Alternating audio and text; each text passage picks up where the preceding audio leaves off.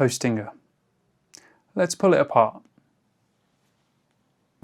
December 4th, 2025, Reddit. Developers beware. Hostinger locked my entire hosting account and refused to restore access. Client data, inaccessible, not one site, the entire account. February 23rd, 2026, account suspended permanently. No prior notice, no backup access. September 2024, business site suspended without prior notice, email impacted. September 2023, entire account and domain. Set suspended without warning. An account locked without adequate warning, data inaccessible, support not equipped to resolve it. Also in 2026, Hostinger's revenue was €275 million, up from 69 million 3 years earlier. 4.6 million customers. TechRadar described it as the world's fastest growing web hosting company, the fastest growing host in the world, with the most dramatic account suspension incidents in this series. Both things are simultaneously true. A group of young entrepreneurs in Kaunas, Lithuania, started a web hosting company called Hosting Media in November 2004. The mission? Make web hosting accessible to people who couldn't afford or navigate the options available at the time. This origin is geographically and culturally distinct from every other platform in this series. Bluehost started in Provo, Utah. HostGator started in a Florida college dorm. SiteGround started in Sofia, Bulgaria. Hostinger started in Kaunas, the second largest city in Lithuania, in the year Lithuania joined the European Union. The company rebranded from Hosting Media to Hostinger in 2011 as it scaled internationally.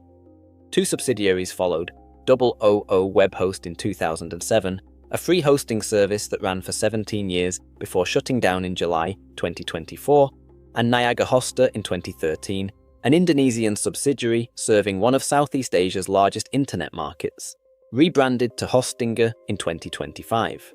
In 2021, a private equity investor called Hostinger acquired approximately a 31% stake.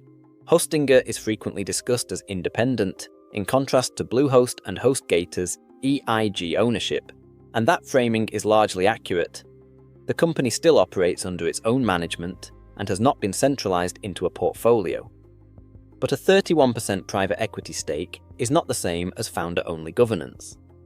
The financial results published by Hostinger tell the growth story clearly. Revenue of €69.6 million in 2022 became €275.4 million in 2025. Customer count grew from 1.5 million to 4.6 million across the same period. TechRadar reported Hostinger as the world's fastest growing web hosting company.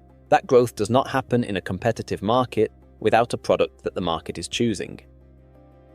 The account suspension pattern is Hostinger's most severe and most consistent documented failure mode. When something triggers a suspension, a terms of service review, an abuse report, a billing dispute, the response can be total, immediate, and difficult to reverse. The entire account goes down, not just the affected site. Email hosted on the same account is also impacted. Support is chat-only with no phone escalation path. For a freelancer or developer with multiple clients on a single Hostinger account, this is a business-ending event. All client data behind a locked door with no timeline for recovery. The December 2025 case is the most severe in the research period. A developer posted that Hostinger had locked their entire hosting account and refused to restore access. Client sites, databases, and email belonging to multiple clients, inaccessible. The February 2026 case resulted in a permanent suspension with no backup access path. The severity escalation across the research period, from domain set suspension in 2023 to business site suspension with email impact in 2024, to full account locking with client data in 2025, to permanent suspension with no recovery path in 2026, suggests the incidents are not isolated edge cases, but a consistent operational characteristic. The March 2026 CPU steal incident adds a separate category. Hostinger's own support account on Reddit acknowledged a platform-wide performance issue affecting multiple customers for several weeks before stating it was resolved. A hosting company publicly acknowledging a multi-week shared hosting performance degradation is uncommon. The transparency is more than Bluehost or HostGator typically offers for similar incidents. The renewal pricing follows the same structural pattern as the other hosts in the series. The introductory rate multiplies by 3 or more at renewal. Hostinger uses LiteSpeed Enterprise as its web server on shared hosting plans. LiteSpeed has native WordPress caching integration through the LiteSpeed Cache plugin and is faster than Apache for WordPress workloads, particularly for cached pages.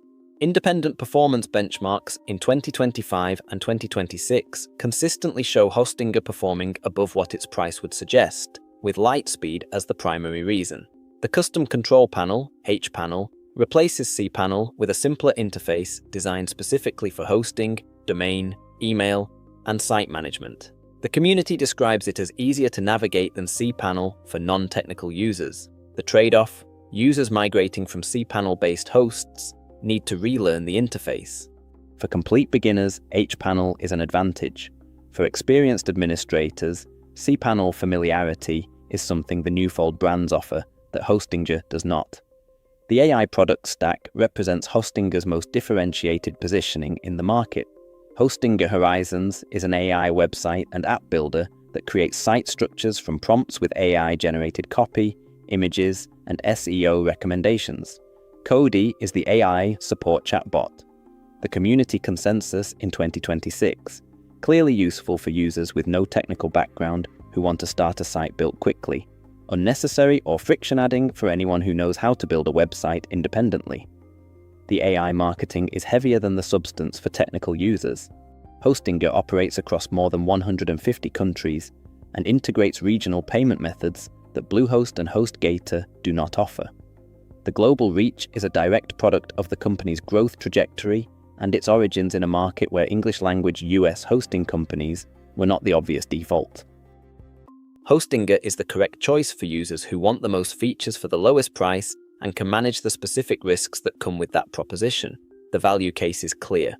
LiteSpeed performance exceeds what Bluehost and HostGator offer at comparable pricing. H-panel is easier for beginners than cPanel. The AI builder provides a working site for users with no technical skills faster than any competing option. The 4 times revenue growth in 3 years reflects a product that the market is choosing, not just a marketing story. The risk case is equally clear. The account suspension incidents are not outliers from the research period.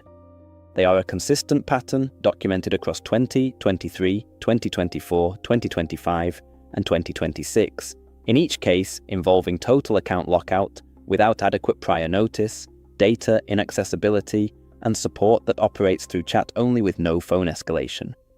For a developer who stores client work in a Hostinger account, the December 2025 incident is not a theoretical risk. It is the documented outcome. The renewal pricing is the third layer. The introductory rate multiplying by 3 at renewal is the same structural problem as Bluehost, applied to a lower price floor. The absolute renewal price is lower, but the percentage increase is comparable or steeper. Hostinger is not a safe host for anyone whose site going down for days without a recovery path would create a serious business consequence. It is an excellent host for a first website, a side project, or a simple business site where the user keeps independent backups and understands that support resolution will not involve a phone call. The gap between those 2 categories of user is the gap between the Hostinger, who is the right choice, and the Hostinger, who is the wrong one. The fastest growing host in the world got there by being the best value in the market. Just make sure nothing critical depends on data that Hostinger controls exclusively.